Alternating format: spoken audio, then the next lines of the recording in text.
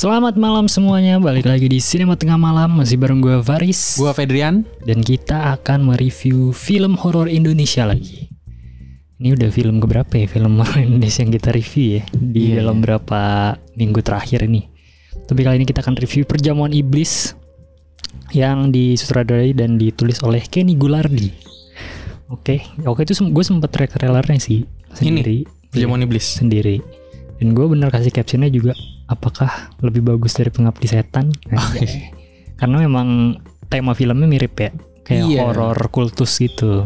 Setelah nonton gue malah kayak memang sepertinya terinspirasi gitu ya. Atau mungkin si Kenny ini setelah nonton Pengabdi Setan tidak puas gitu dengan Pengabdi Setan, akhirnya dia buat versinya sendiri. Iya kali ya, kayak dia merasa pas abis nonton Pengabdi Setan masih ada yang ganjel gitu di hatinya dia gitu ya.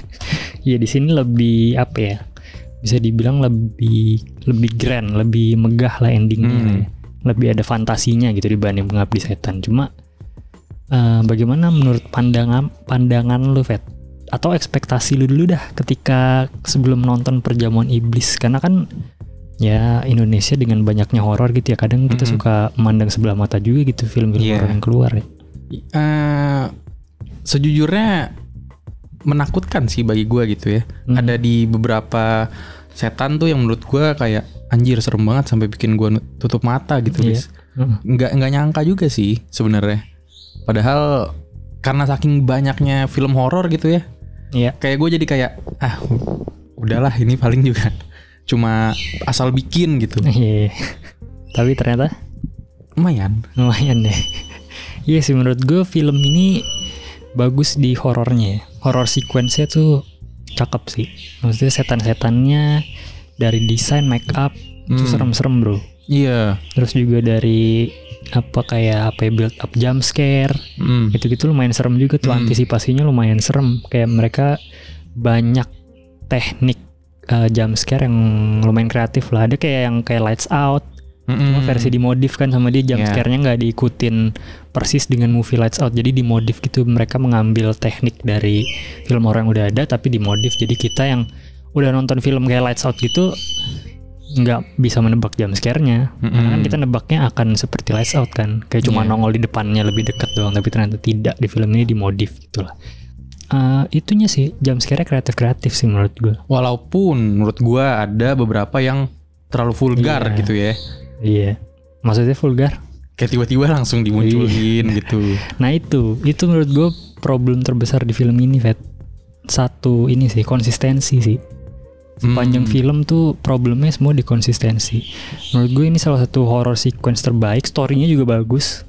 Story secara keseluruhan gitu. Kalau ditarik benang merahnya doang tuh story-nya bagus menurut gue. Keren gitu. Plot twist-nya juga lumayan ya. Mantap ya. Plot twist-nya juga bagus menurut gue di ending. Tapi itu lagi sih menurut gue konsistensi yang menjadi masalah utama di film ini. Kayak dari penyutradaraan, penulisan, semua konsistensinya parah aja. Menurut gue ya. Kayak kalau dari penulisan menurut gue adalah bahasanya yang kadang suka aneh bro.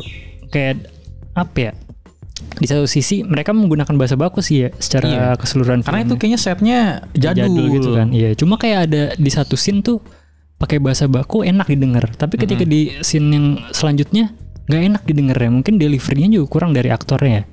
Cuma itu balik lagi konsistensinya parah. Jadi kayak ada yang bagus, ada yang enggak, ada yang bagus, ada yang enggak. Itu sepanjang film. Jadi gue kayak gitu nontonnya bro.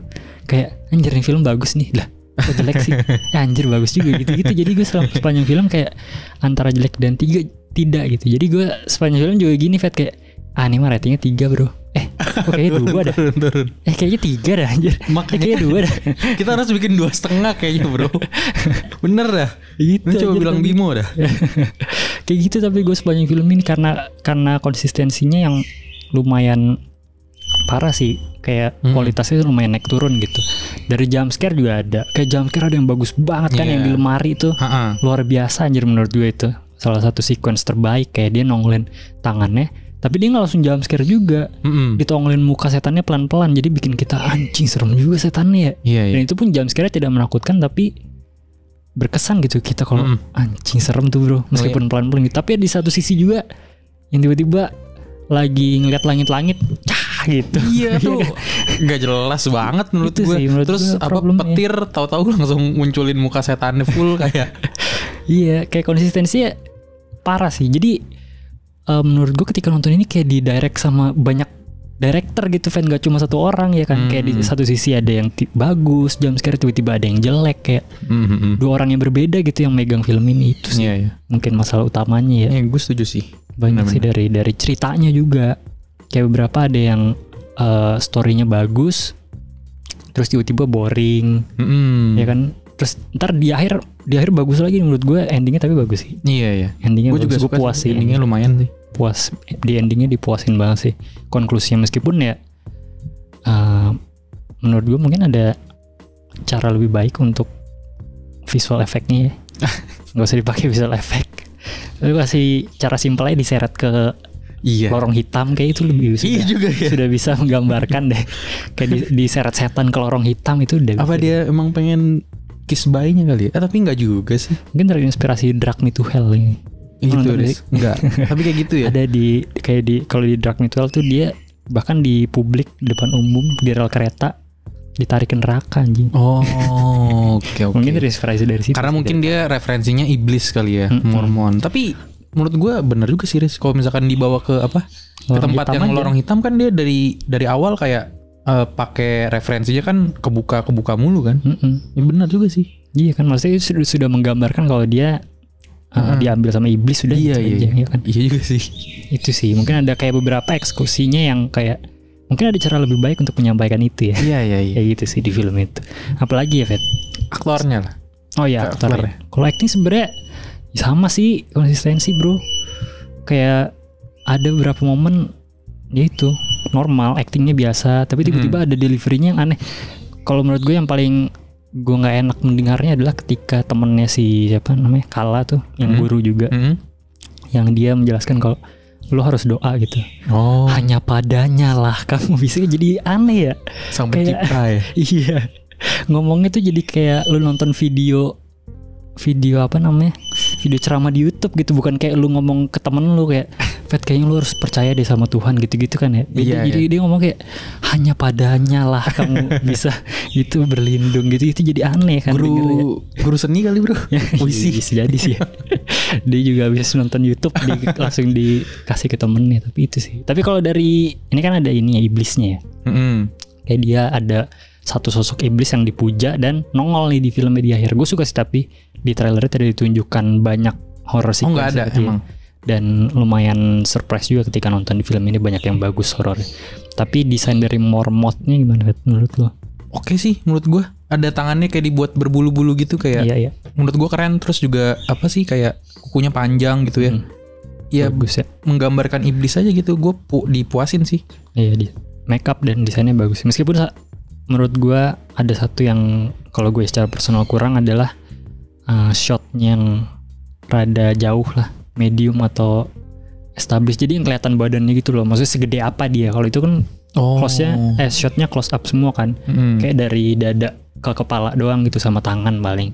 Jadi gue pengen lihat aja sebenarnya seberapa mengintimidasinya si Mormont ini gitu. Mungkin kurangnya situ doang, tapi overall kayak gitu sebenarnya sih. Menurut gue problemnya satu di konsistensi itu luar biasa dari penyutradaraan, terus penulisan, karakter, horor, semua konsistensinya parah.